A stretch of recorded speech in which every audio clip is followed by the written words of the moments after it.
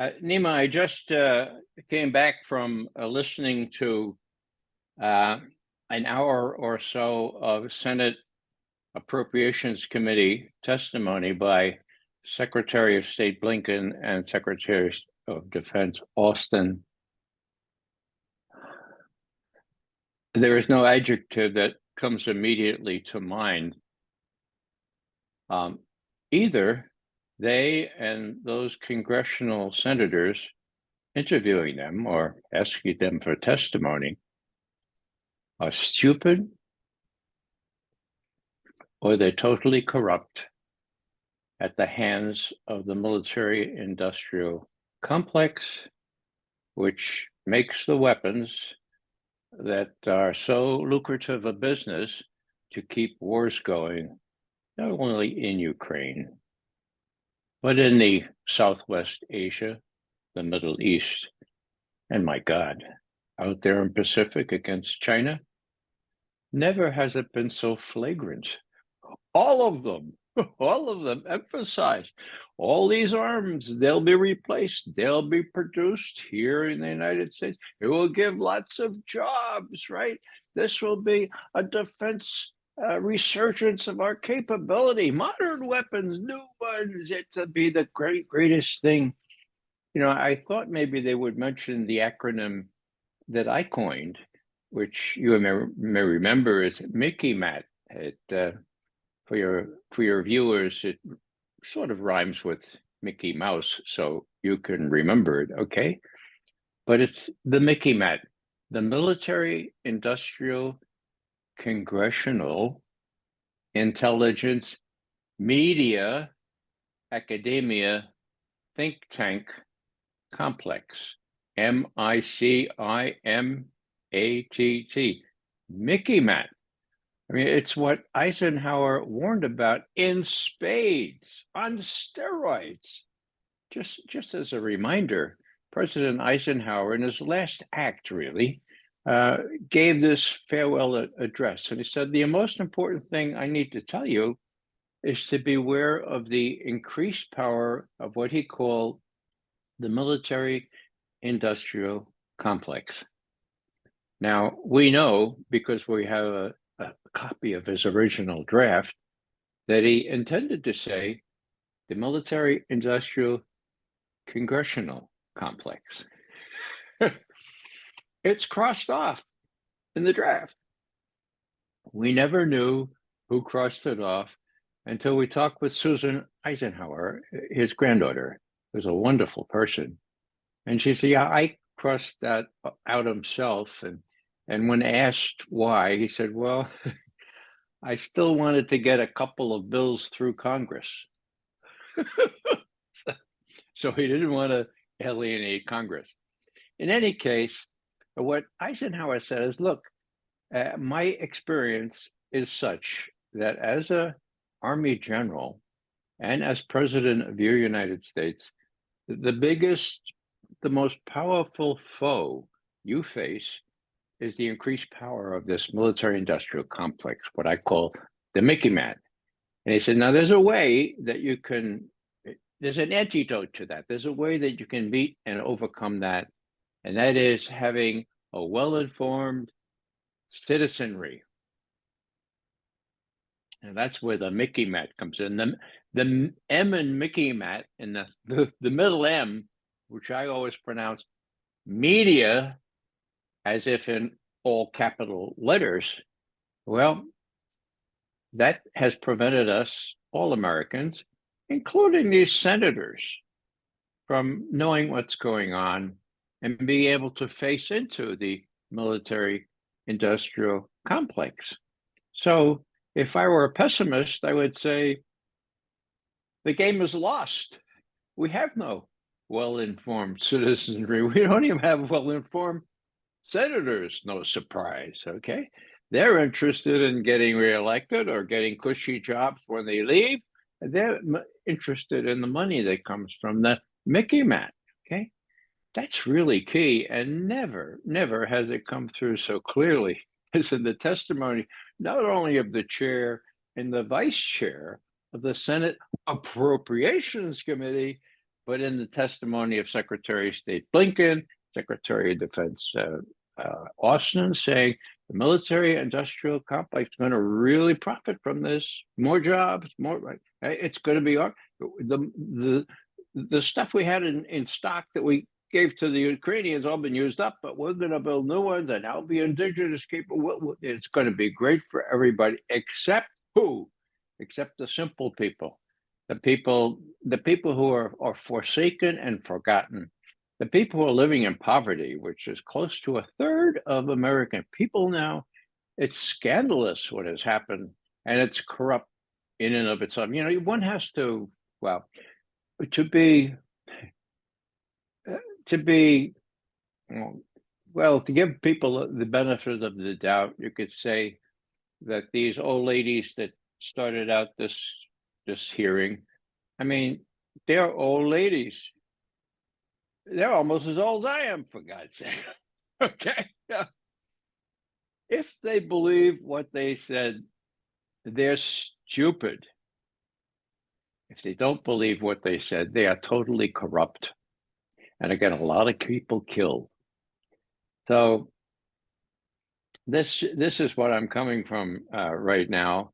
We have the Senate very, very strongly saying, no, we have to give billions more to Israel, of course, our ally. False, wrong. Israel, I hope your viewers know, is not our ally. An ally is one with whom you have a mutual defense treaty. There is no mutual defense treaty between Israel and the United States. Now, why is that? I mean, they're so closely joined at the hip. Well, I'll tell you a story, a true story. The last time the Arabs attacked Israel and made some gains, it was frightening for a little while because it was a complete surprise. Surprise, surprise, surprise again, Gaza. It was so threatening to Israel that Henry Kissinger, and I know this because I was around in those days, okay, at a fairly senior level. Okay. Henry Kissinger broached the idea, why don't we have a mutual defense treaty with Israel? And then no Arab's going to attack Israel anymore. I mean, if this alliance, a military alliance, you understand, that should solve the problem. Now, I know some people who actually broached that, okay? And what was Israel's reaction? Israel's reaction was, this is not a caricature. This is what it was. Oh, that's so sweet. Oh, that's so thoughtful, but thanks, but no thanks. We'd like it to be just the way it is now. What is the way it is now?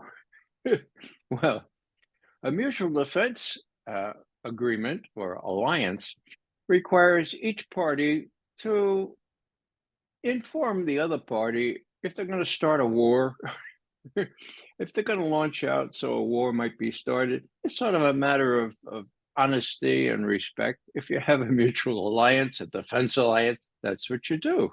Now, Israel, as most people know, which would much rather say, I'm sorry, rather than, okay. In other words, they would much rather ask for forgiveness than permission. And this has been recounted several times, okay?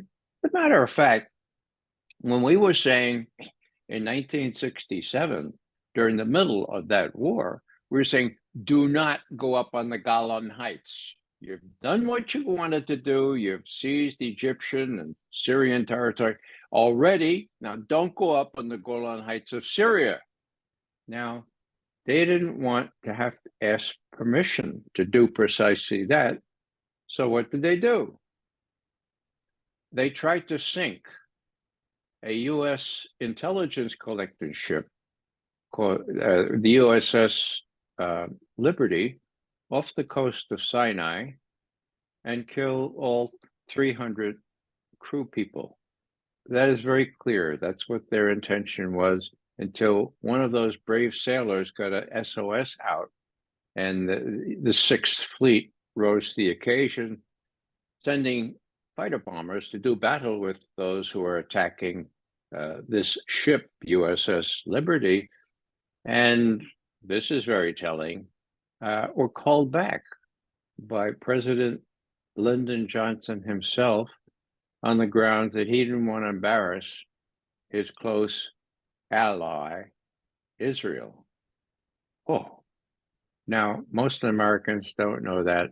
Most Americans don't know that 34 sailors were killed in those attacks, that 170 were badly wounded.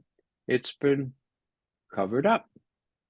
What's my point in rehearsing that? It's simply that then and there, in 1967, the Israelis knew firsthand that they could get away with murder.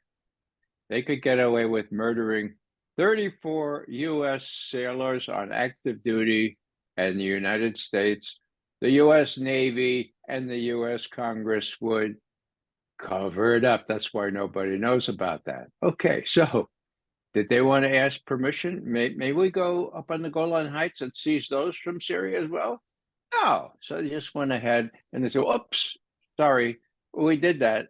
And the reason you didn't know we actually going to do it is because, well, your ship got out of commission. And, oh, we thought it was an Egyptian horse carrier. Okay. So what I'm saying here is this is a very, what's the word? It's a very uneven situation.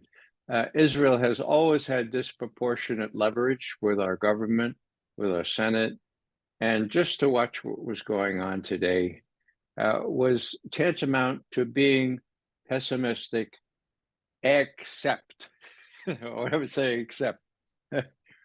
Well, there was a noon prayer vigil in front of the White House by my friends of the Washington, D.C.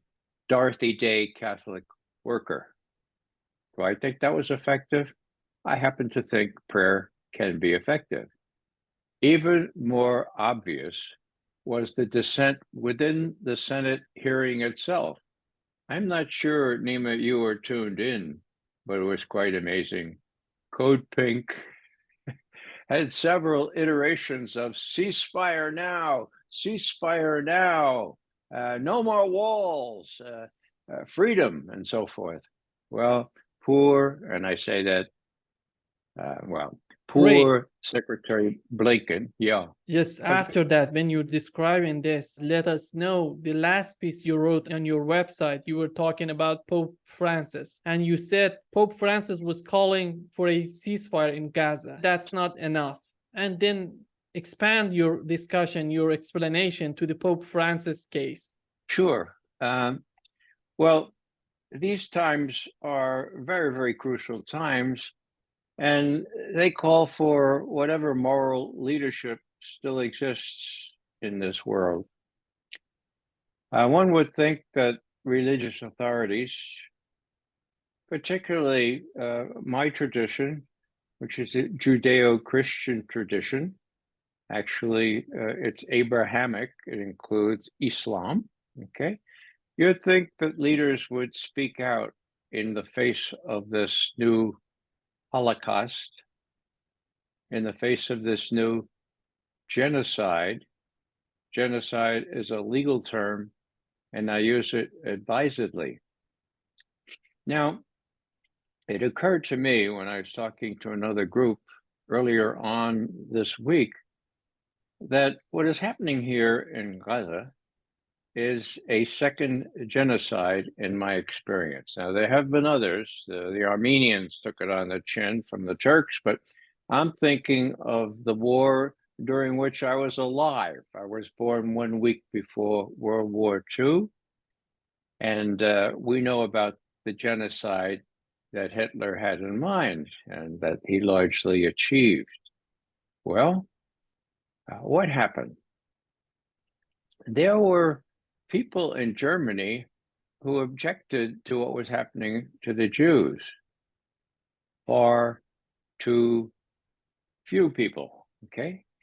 Dietrich Bonhoeffer, a Lutheran pastor, gathered a small group around him, and he was, of course, rounded up and ultimately hanged as the Allied forces came close in 1945. Now, the point here is that, well, let me adduce one more example. It's one that many people don't know about. Bonhoeffer, people pretty much know about the confessing church. There was another German. He was a professor. His name was Albrecht Haushofer. He was a geolog, a geologist at the University of Berlin, and he got to be a tenured professor by keeping his mouth shut, suppressing his conscience. Okay, and finally, as his fellow professor Jews got rounded up and sent off to concentration camps, he decided, I have to speak out. He did. Late though it was, he amassed quite a following around him, became a danger to the Nazi regime, rounded up, put in a different prison from Haushofer. This one, they shot you, okay? They didn't hang you, okay?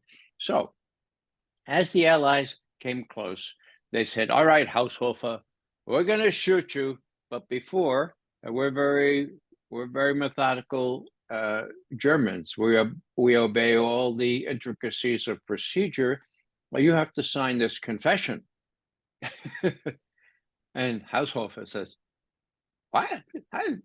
Confession? Forget about it. So long story short, they shot him anyway, right? And as they picked him up off the floor, there was a little zettel in his pocket, a little piece of paper.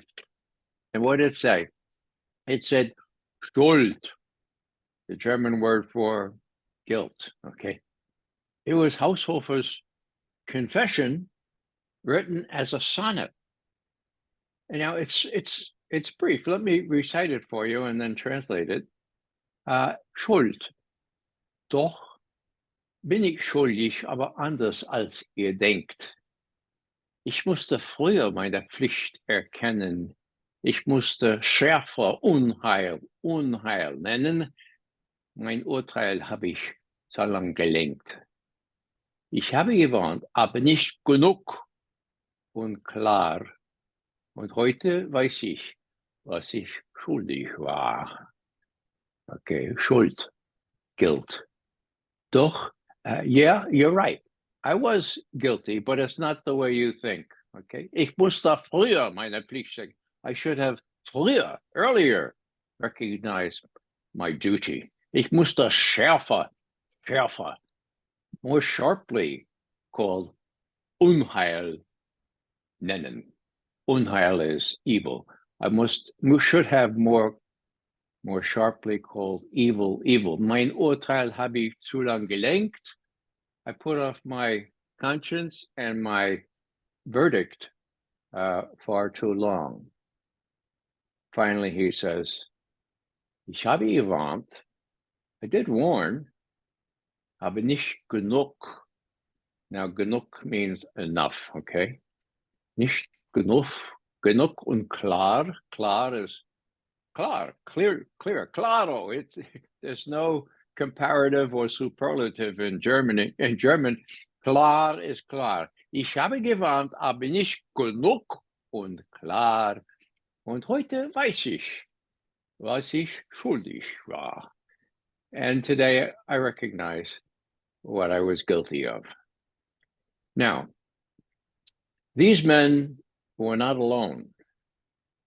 They finally had their conscience inform their behavior, and they paid a price for it. Not so the German church, Catholic or evangelical or Lutheran. Not so Rome.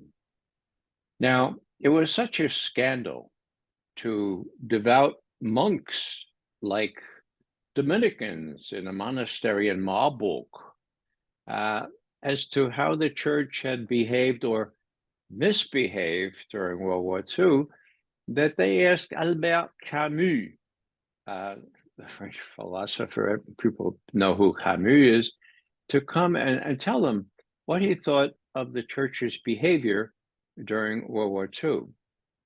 Now, he wrote a long, and he read a very long little sermon, but I boiled it down to maybe 2 paragraphs, and it's very telling and doesn't take very long. May I read it to you? You may read it. Yeah. Okay. Well, again, this is at a Dominican monastery in Marburg. The date is 1948, so 3 years after the end of World War II. Thank you for inviting me, says Camus. Why shouldn't I say here at this monastery what I've written elsewhere? And that is, for a long time during those frightful years of World War II, I waited for a great voice to speak up in Rome. I, an unbeliever? Rome? Yes, precisely. I learned later that there was a cry that was uttered from Rome, but it took the form of an encyclical.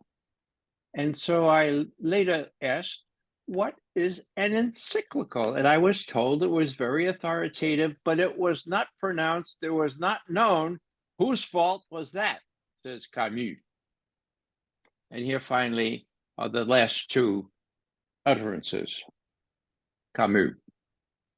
What the world expects of Christians is that Christians should speak out loud and clear, not through encyclicals, so that they should voice their condemnation in such a way that never a doubt, not the slightest doubt, could rise in the heart of the simplest of men and women.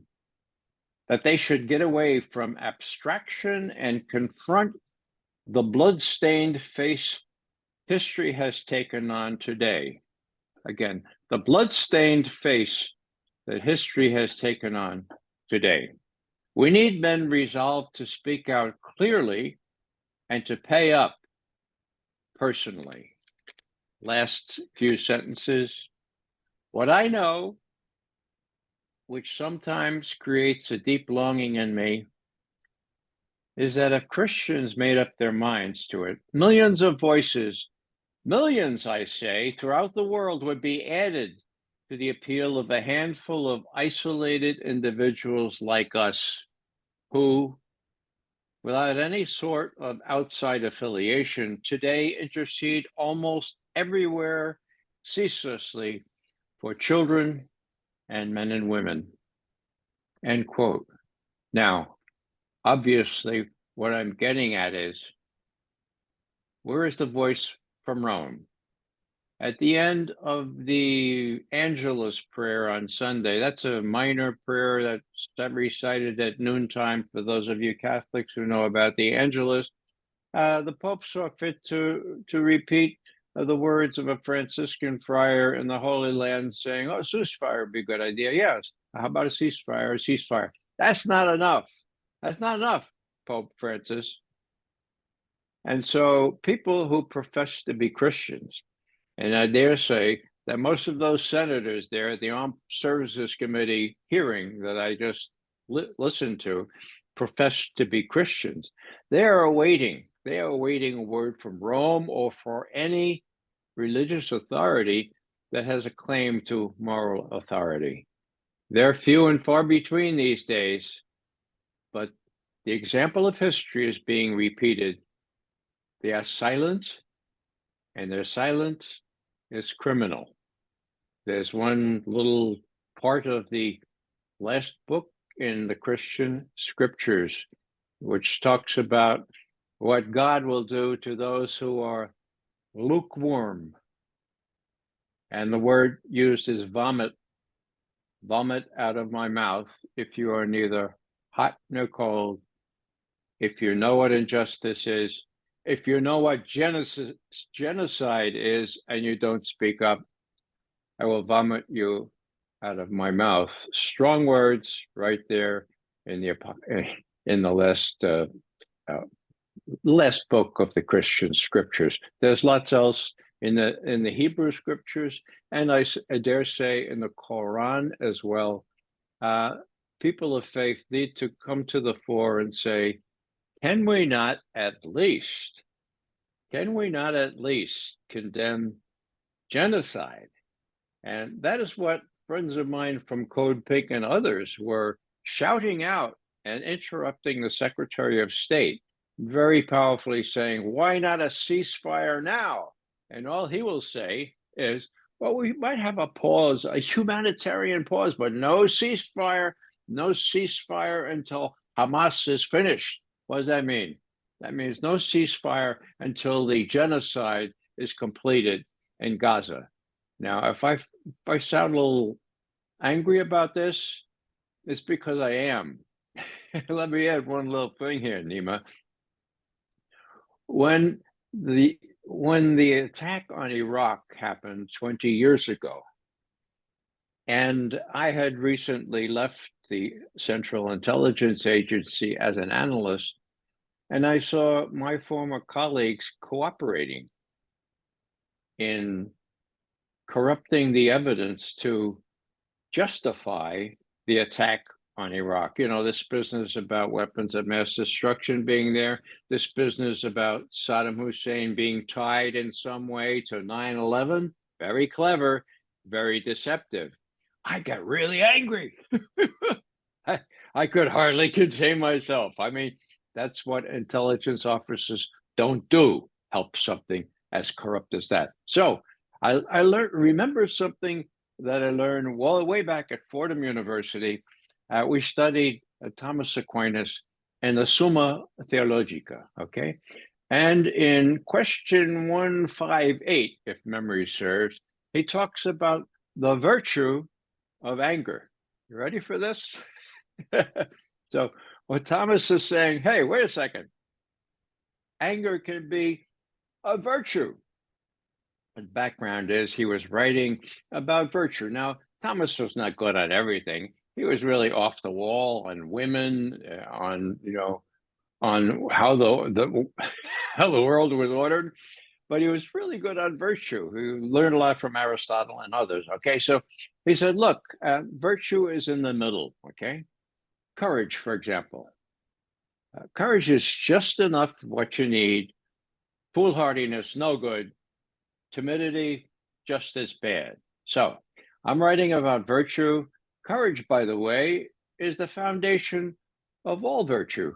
If you don't have courage, it doesn't matter how virtuous else you are. Okay, now he said, I want to write about the virtue of anger, but I can't do it. There's no word for the virtue of anger in Latin, that's the language that he wrote in. And so we went back to John Chrysostom of the 4th century church, okay? And here's what Chrysostom said. He said, he or she who is not angry when there is just cause for anger sins. For anger respicit bonum justitiae. Anger looks to the good of justice. And if you can live with injustice without anger, you are evil, okay? Now, Thomas put that right in there, question 158, and then he said, here's my slant on that. He says, you know, just as bad is unreasoned patience. That's the best translation we can do from the Latin, okay? He said, unreasoned patience sows the seeds of vice, nourishes negligence, and encourages not only bad people, but good people to do evil, okay? Now, I went back. I have the Summa Theologica where I could find it, believe it or not. I went back and reviewed that and say, McGovern, to be angry in these circumstances is to be virtuous.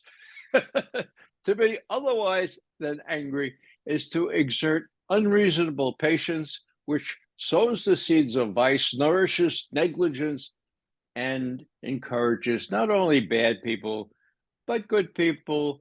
And I could say maybe some of those people in the Senate committee are good people to do evil. And that's what they're doing by appropriating still more money to keep wars going, not only in Ukraine, but now in Gaza. So just, you know, for anybody else who needs a little encouragement that anger can be a virtue, it does prompt you to not sit on your patootie, but get out there and speak or write or demonstrate, as my friends at that Appropriations Committee meeting today did so beautifully. Watch the C-SPAN rendering of it. They disrupted with very, very virtuous, angry calls saying, peace, ceasefire now, not later, not a pause to let some trucks in, ceasefire before you finish the genocide that has already started by Netanyahu in Gaza. We know the new Speaker of the House, he's talking about that Israel is more important than Ukraine. And we have Chris Christie, who's opposing the Speaker of the House, saying that we have to continue supporting Ukraine, sending weapons and money to Ukraine. Which one of them gonna prevail in long term? It's a really good question, Nima. Let me put it this way. Both are misguided. Both are either ignorant or corrupt. I'll refer again to all the allusions to the military capability we're building up in our own country, the jobs and all that kind of stuff, the Mickey Mat, the military-industrial complex, okay? Now, things are very odd in our House of Representatives. This fellow, Mike Johnson. Right. I called him Mike Rogers before, like one of his colleagues did. Mike Johnson. Okay, now who is he? Well, he was the only person everybody could agree on because he what, just been around for 6 or 7 years. He made no impact. He's all the negation of what a leader would be. You would know his name at least. One senator said I had to look him up in Google who he was. Now, this fellow is from a place in Louisiana, Shreveport, where they read the Bible and they believe the Bible, and they believe a very, very unusual aspect of the Bible, and that is that God is a real estate agent, and that he decided that he'd give some real estate to Israel, and he'd take it away from the Arabs who had lived there for centuries before. In a word, without going into this too deeply, when I was in the West Bank about 8 years ago with a small delegation, we went on these super highways that only Israelis could use, not the people who live, not the Palestinians who live in the West Bank. We got off on a little exit, and oh, it was awful. There was a Palestinian village there, destitute village, poverty, no running water or anything. And our guide said, just look up the hill now. Oh, we went up the hill, and there was a beautiful, beautiful city, really small city, alabaster looking buildings and green lawns with sprinklers on them, running water for the sprinklers. Now, we were hosted by a rabbi, and he was from Cleveland, Ohio, in the United States. And one of my colleagues said, now, Rabbi, we noticed that coming up the hill, there was a terrible Palestinian, a very poor village there. And we're wondering, we didn't even have any water, and you're watering your lawns up here. How do you account for that? And he said, Deuteronomy 15:4. All my colleagues said, no, I don't know too many verses in the Hebrew scriptures by number, but I knew that one, okay? So I kept my peace. And he said, yeah, Deuteronomy 15:4, the Lord our God says, you shall have this promised land of milk and honey.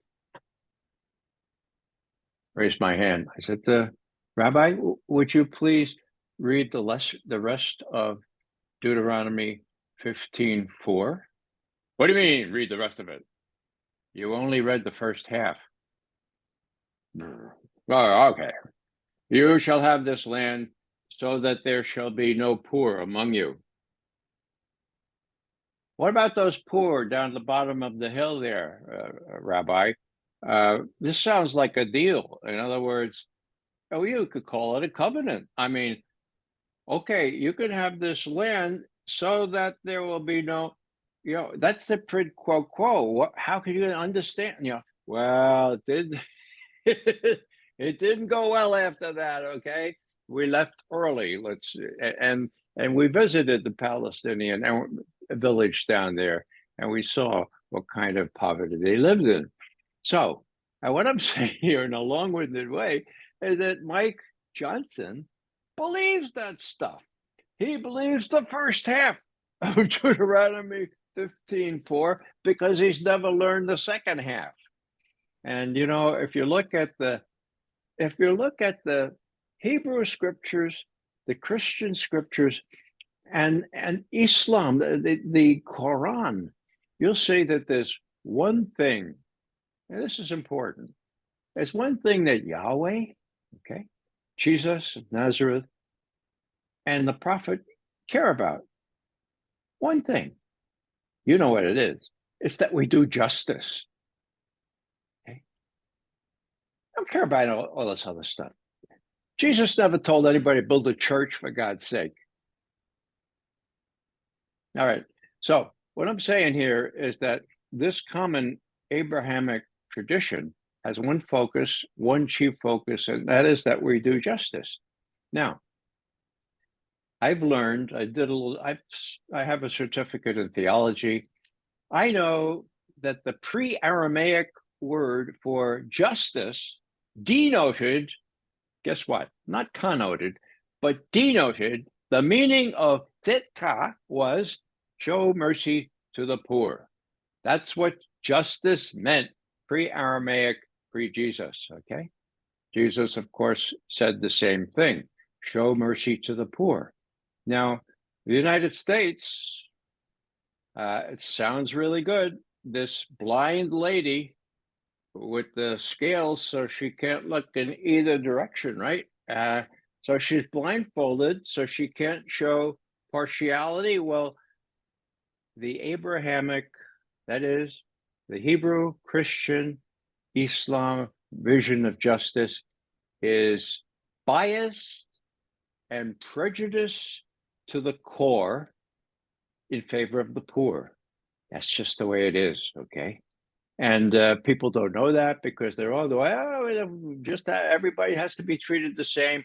And it ain't the case. Nobody comes from the same. It's not a level playing field. And just to see the destitution in the West Bank, much less Gaza, was an eye-shocking thing. And so these people have long since forgotten what tzedkah means. And again, it means it means justice, but in those days, justice meant showing mercy to the poor.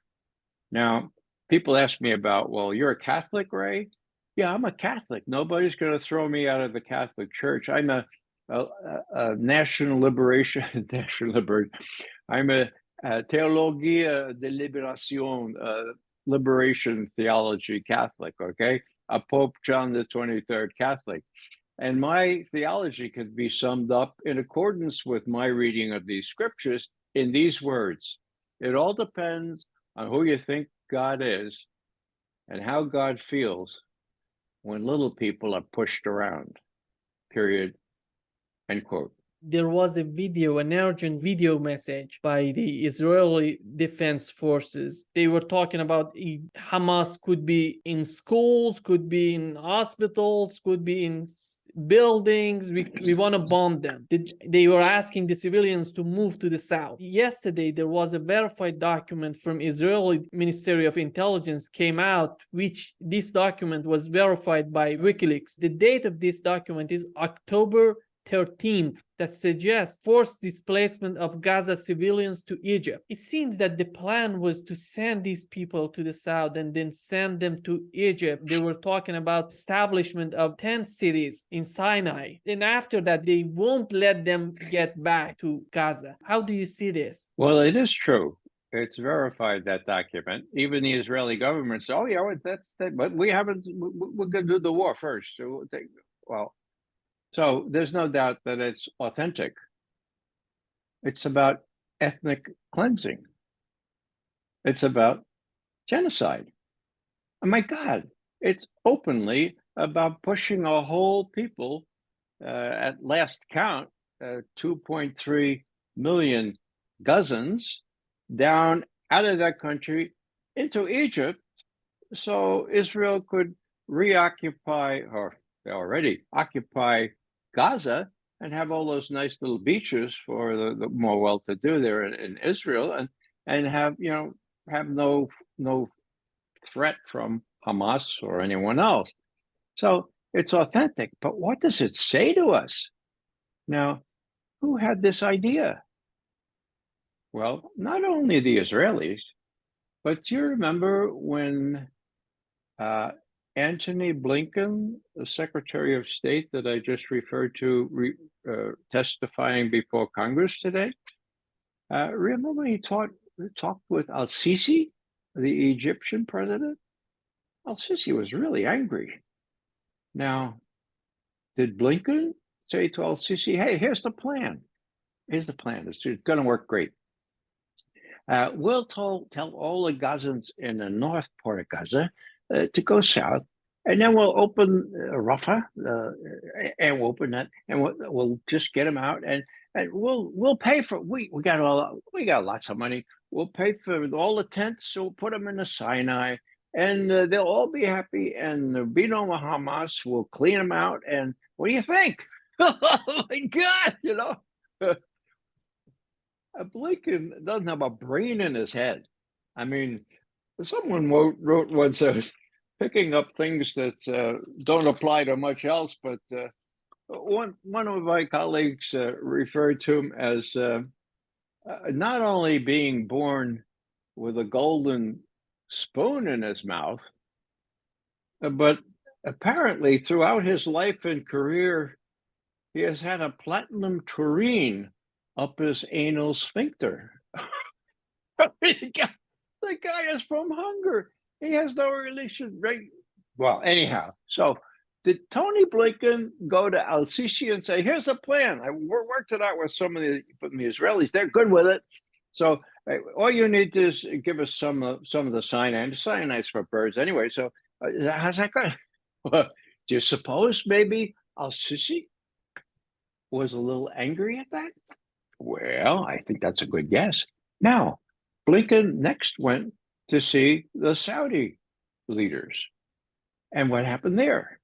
Well, he was kept waiting all night. They wouldn't, they let him go to the bathroom, but they didn't give him a bed to sleep on. He sat up all night sprightly and waited to be entertained, so to speak, by the Saudis. Now, do you suppose that al-Sisi called the Saudi leaders and said, "Be ready for this, guys.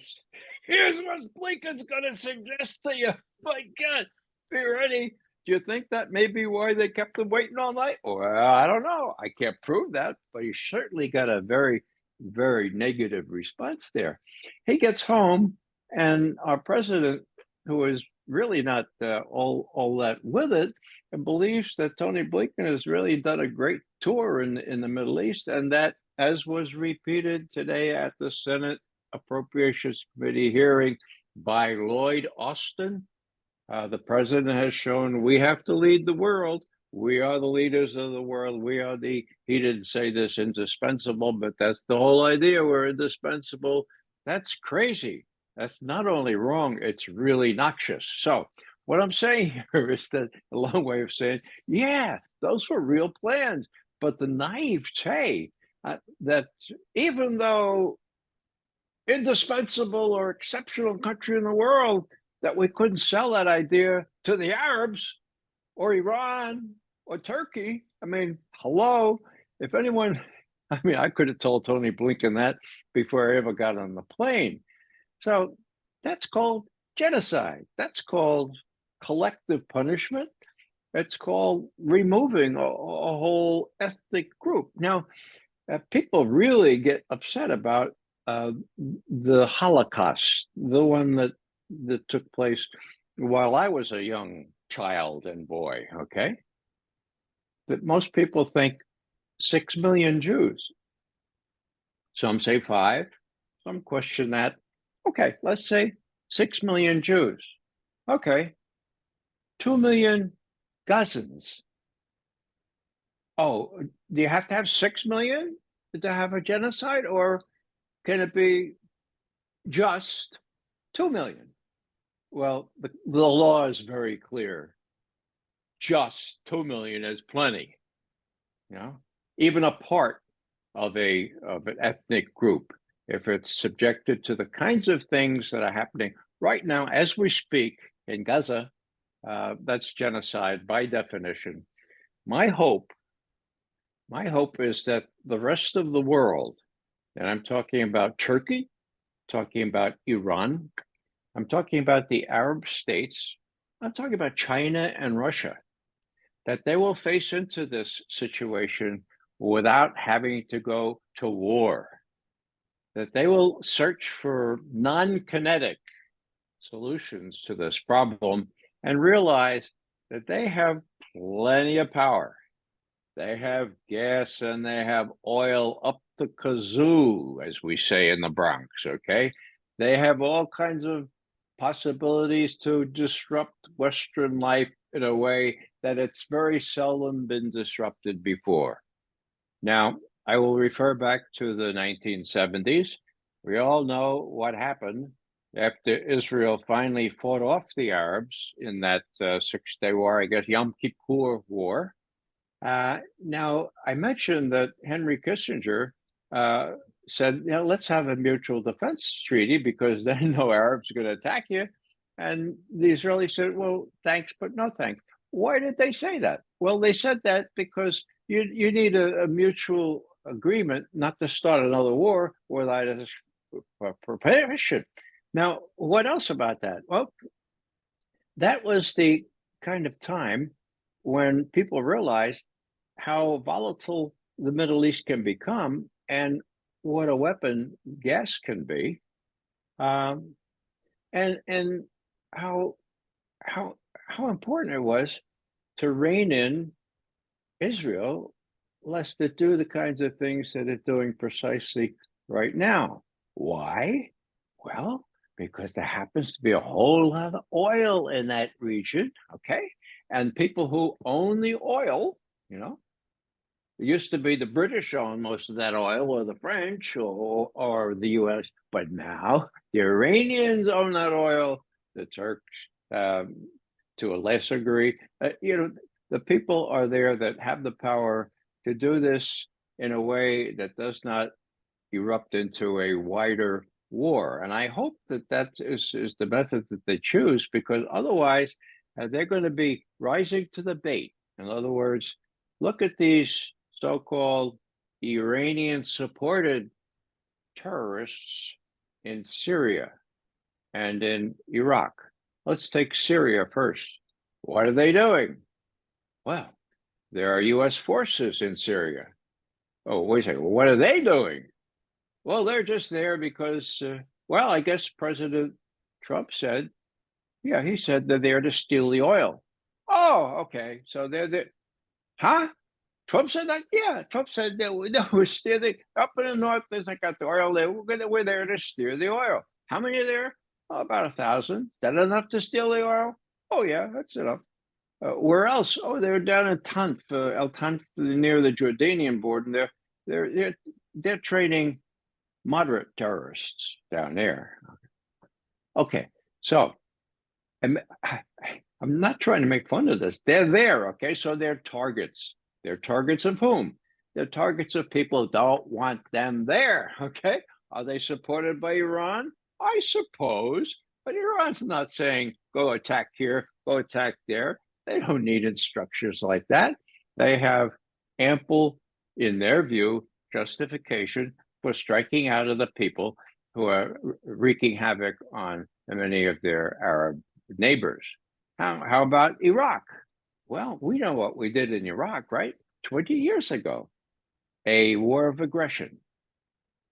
a war of aggression defined by Nuremberg as the supreme war crime, differing from other war crimes only insofar as it contains the accumulated evil of the whole. War of aggression. Accumulated, what could that mean? Oh, things like torture, things like the illegalities of all stripes. Well, yeah. So that was what we did in Israel. Was anyone held accountable for that? No. Where is President Bush and Vice President Cheney? They're sitting down ready to watch the football games. They never paid any price for that. Okay, so you watch that and you say, well, the Iranians, the Iraqis in this case, must be pretty ticked off. Are they ticked off? Well, you bet they are. As a matter of fact, their government is very close to Iran now. That was totally predictable. They are mostly very close to Iran. And so when the new government, about 4 or 5 years ago, said, okay, well, thanks very much. Thanks for all your help. And we got it in control now. You can go home. The U.S. said, well, thanks very much, but we prefer to stay like maybe 2,000 or 3,000 troops to guard against ISIS or to protect you. Now, the Iraqis apparently didn't feel strong enough to say, no, we want you all out of here. Get out. So they stayed. Now, their targets? Of course, they're targets. There are a couple of bases there. And they're targets from whom? From people who don't want them there. Who are those people? Mostly Sunnis, okay? And are they supported by Iran? Of course they are. Does Iran tell them what to do? No. So here's Austin, Secretary Austin today, just an hour ago, saying we're going to move against anybody who inflicts damage on our troops in Syria and Iraq. And not one of those senators says, what the hell are they doing in Syria and Iraq? Did we authorize that? Congress has the prerogative to authorize things like that. I don't remember authorizing that. And of course, Congress, specifically the House, have not authorized those things. So none of them said that. Instead, they said inane things like, and this is dangerous, Senator Lindsey Graham from the great state of South Carolina. Secretary Austin, would you agree with me that even though, well, let's say 19 U.S. servicemen have already been wounded by these Iranian-supported attacks, would you agree with me that if one of them gets killed, if one U.S. serviceman gets killed, we go after Iran?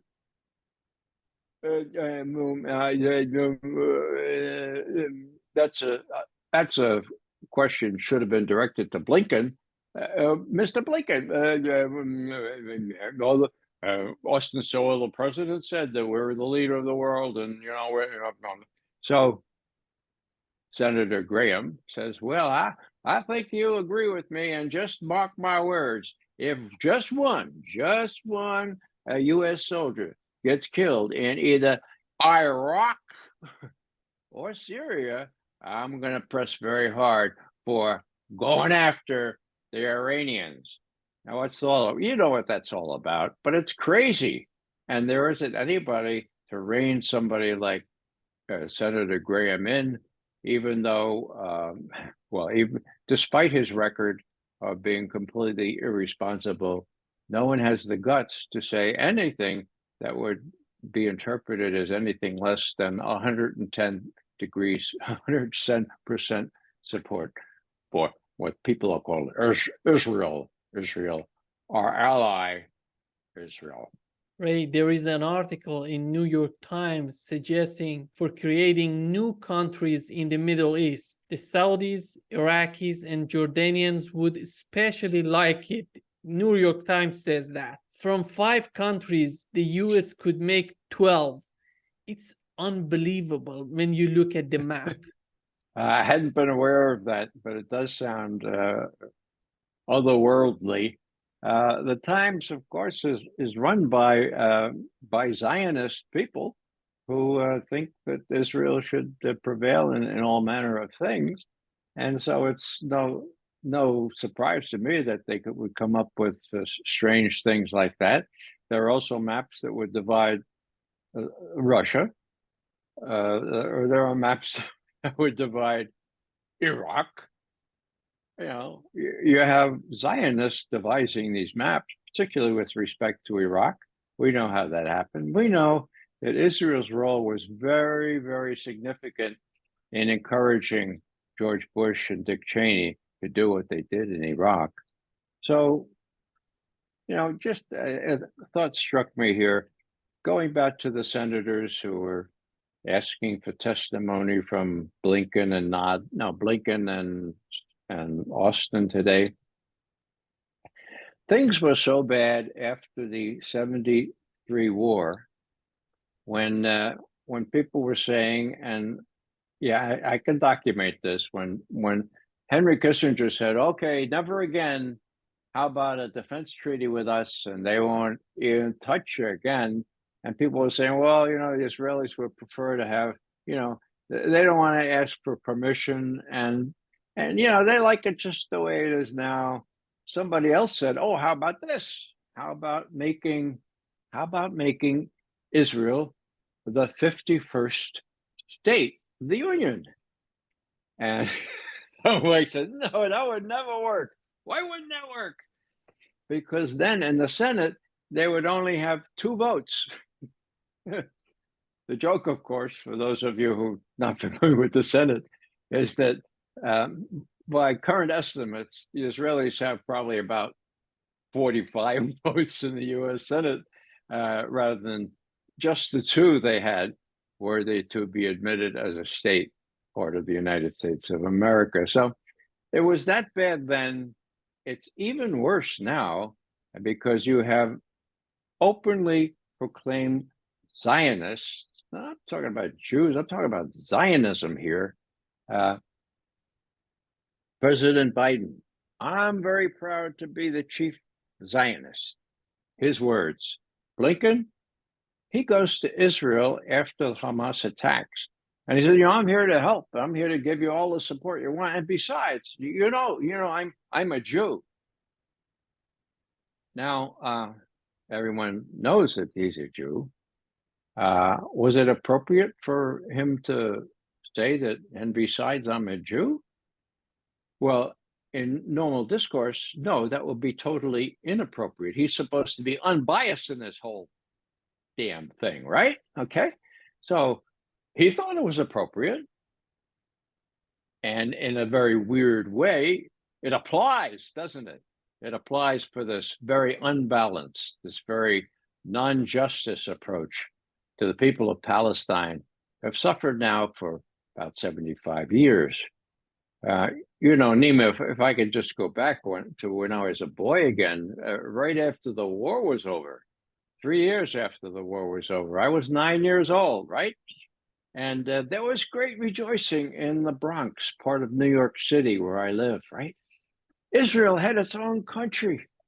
Everybody was so happy. Everybody was so mournful for what happened to the Jews, even though we didn't help them as much as we should have during World War II, okay? So they were just ecstatic, okay? Now, why do I mention that? Because no one told me. No one told me that there were people already there for generations, for millennia. They're called Arabs. They were there. It wasn't empty space for new people or whatever they called it, okay? So that's how indoctrinated I was. That's how I never learned that until I became a young adult. And so this is the kind of milieu that we came out of. The Israelis have their own country. We have to defend it from these Arabs that, by the way, don't look very much like us. there's more than a tinge of racism here, and if you look at what has happened here in broader terms, many people are talking about the multipolar world, and that certainly is what is emerging. But for purposes of dissecting what is truly happening right now, I speak of a bipolar world, okay? And I mean it in this sense, not the psychiatric sense so much. Here it is. We have the lily white West, okay? Embodied in NATO. What's distinctive about all those NATO nations? They're all lily white, except Turkey. Turkey is, a little doubtful now. Maybe they won't be part of NATO after all. Anyhow, it's the lily white West against the rest of the world, for God's sake. Now, the rest of the world is 80% people of color. China, India, Indonesia, Brazil, Iran, South Africa, they're all on this side of this bipolar world. Russia is partly Oriental, and the way we've blackened Russia in this country for the last 10 years, they might as well be black. They've been blackened so much, right? So you have a bipolar world, which is incredibly unhealthy, and you could see that at the UN, given the fact that just last year, exactly a week ago, okay, the US was the only country to veto a UN Security Council resolution calling for a ceasefire in Gaza. Ceasefire. Everybody else either voted for, there were a couple of abstentions. The General Assembly overwhelming for a ceasefire. So, who's isolated? The lily white West is isolated now, and no good can come of that. I don't want that. I want people to come together here, but the bifurcation, the divide between people of color and people in the lily white West is not only noxious, but it bodes very ill for what could happen if the Arab countries, if Iran, if Turkey don't play a measured game here, don't rise to the occasion, don't rise to the bait of hitting one of those aircraft carriers. I do think that a non-kinetic solution is possible here, and it's possible pretty soon. I don't want to pay $6 for a gallon of gas in the U.S., but I'd be happy to pay it if this carnage, if this genocide were to stop in Gaza. There is an article in Time magazine, the Zelensky advisor, one of the closest. It says Zelensky still believes that he can come out of this war in Ukraine victorious. If you were an advisor to Zelensky, what would you say to him to help him getting out of this conflict that his country is facing right now? It's so devastating for Ukraine. Right now, we have this new conflict in Israel. It seems to me that the next president of the US would be a Republican. If that's the case, that would be more difficult for Ukrainians. What would you say to Zelensky as an advisor? Well, Zelensky is not his own man. He's a marionette on the strings of Blinken and Sullivan and Biden. He's also got people of pro-Nazi orientation, making sure that he does what they want. But what needs to happen, of course, is reality has to break in. At the Senate Appropriations Committee meeting today, Secretary Blinken said Russia has lost in Ukraine. That is 180 degrees away from reality. Did he say, I'm sorry. He said, yeah, Russia has lost, okay? Now, it boggles the mind to think that he, at this late stage, would be saying those things. Austin said the same thing. So what's going to happen? what's going to happen is within the next few months, at most, it'll become completely clear that it's not Russia that has lost.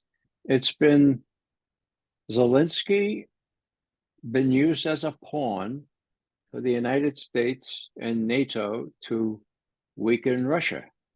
Austin said today, we've successfully weakened Russia.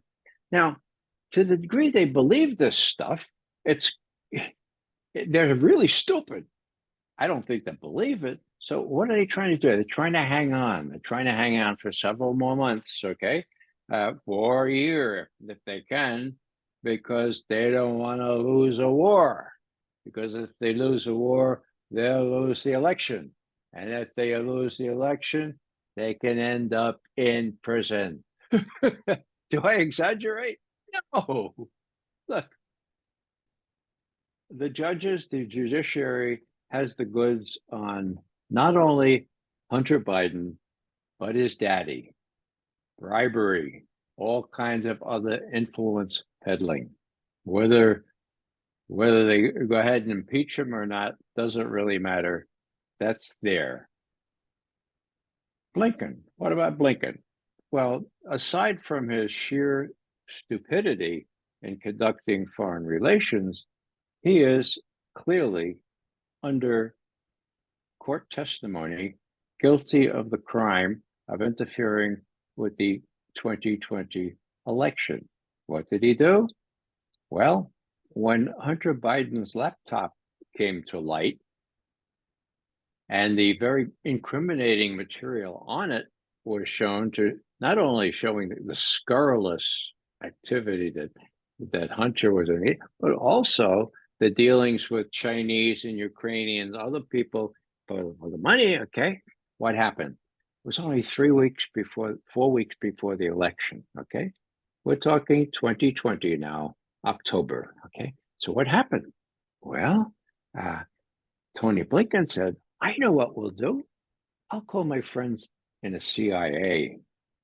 I'll call Mikey Morrell. I know him well. He used to be the acting director. And I'll say, Mikey, here's what we do. Let's get together a bunch of intelligence leaders, former, big leaders. And why don't we say that this is a Russian disinformation operation? Okay, we think we do that? Sure, says Mikey Morrell. How long do we have? Well, it's only 2 weeks before the election. Can you? Yeah, I do it in 3 days. Oh, he goes out and he gets all these corrupt former directors of the CIA, NSA, and the other intelligence, even some State Department people, 50 of them. And they all sign this. This smells. This is all the earmarks of a Russian intelligence disinformation operation. And they put that in a memo, okay? And it's publicized by Politico, okay? All orchestrated, okay? Did any one of these former intelligence directors happen to ask the FBI, is that true? You've had the computer now for several months. Does it bear all the earmarks of a Russian intelligence? Did any? Apparently they didn't. They're just happy to send me. Why? The Trump derangement syndrome. Anything to make sure that Trump doesn't win. I have no brief for Trump, but I mean, this is insane. So what am I saying here? I'm saying that the proof is in the pudding. That memorandum, completely fabricated by Blinken, Mikey Morrell, and these 50 other, I won't use any adjectives, I'll say Arschlöcher, which is a German firm, you can look it up, okay? They signed this thing, okay? And then 3 days later, there's the last debate between Trump and Biden. And Trump says, what about your laptop, Joe? It looks like you've been taking bribes and all that. And Biden says, oh, I'm glad you mentioned that. I'm glad you mentioned that, Mr. Trump, because probably 51 former intelligence superiors, managers, including 4 former CIA directors, have said that that bears all the earmarks of a Russian intelligence disinformation operation. You didn't know that? The last debate, what was it, 10 days before the election? My God. Now, I don't know if that affected the election, but that was crass interference in the election, okay? And that must be illegal. And Blinken must be a little afraid, timid that he is, that, they could get him for this if Iraq, if Ukraine goes down, if they lose the election, if some Republican comes in, maybe that one that would be pretty vengeful, given all that he legitimately has to beef about. So there's Blinken. Just a word on Sullivan. Sullivan, too, is vulnerable. Remember Russiagate? Remember the Russian hacking into the Democratic National Committee? All that stuff, all made up. By whom? By Sullivan. He was the big guy on Hillary's campaign when she said, "What are we going to do about all these emails that show that that the deck was slanted against Bernie Sanders and he never really had a decent chance? What are we going to do?" Sullivan said, "You know what we'll do? We'll blame it on the Russians. We'll divert attention from what was in those emails. And besides, we hate the Russians. You're going to win the election if you beat the Russians." Well, irony, he didn't win the election. She didn't win the election, but Sullivan is no less culpable for messing to that degree. The more so, and I'll end with this, the more so that 6-7 years of Russiagate, Putin evil, Putin bad, Putin a killer, Putin a dictator, Putin did this and that and the other thing, Russiagate. The media is such, corrupt is the adjective there, that most Americans believe that Putin is the devil, or at least Hitler incarnate. And if Joe Biden or Tony Blinken or Sullivan or Austin say, we have to go against this Hitler, or what's going to happen is we're going to have to defend the Baltics after Ukraine. BS. Austin said that today. He's either crazy or he's totally corrupt. The Baltics, I've been in the Baltics. I don't know why the Russians would invade the Baltics. They wouldn't. And all this goes back to a very warped idea of what the Russians are trying to do. They did try that stuff 40 years ago, 50 years ago. I was a cold warrior. I tried to, and I played a role in preventing those kind of infringements. Hey, guys, the Soviet Union collapsed in 1990, 1991. Russia bears no resemblance to the imperial Soviet Union, but people like Austin still sing that tune. And if I could be kind, the charitable explanation would be just stupidity. But okay, but I'll say this too. It has to do with money. It has to do with the Mickey Mat. It has to do with the military-industrial complex, which came clear so clearly today, and that I was wondering, do they really have to tell everybody that they have no shame in saying, "Oh, new weapons" and so forth. So it's a combination of this avarice, the right word here, and corruption, and a good dose of stupidity, especially among people my age, like the 2 women who led off this meeting today. Everything they said was conjured up in a different world, a world that may have existed 40, 50, 60 years ago, no longer obtained. And if we don't get out of that rut, there could be really, really harmful things happening, given the fact that we're not only engaged in Ukraine and in Southwest Asia, but we're buzzing Chinese. The Chinese are buzzing our planes, and and we're interfering with Chinese naval vessels out there in the South China Sea. And people seem oblivious to the consequences here. The Chinese are feeling their oats. They don't care if there's an incident. What are you going to do if we knock down one of your B-52 bombers? And what is your B-52 bomber doing, right, flying right close to our shores? Is it the same thing that your troops are doing in Syria uninvited, or in Iraq uninvited? So these provocations continue. What we need to do is keep a sound mind and make sure that we make an impact on whoever will listen to us. And that's, Nima, why I'm always pleased to come on your show. I understand some people do listen to us. And I just say, if you find what we say truthful, please spread it around, because there's a premium on spreading some truth around these days, lest even worse things happen.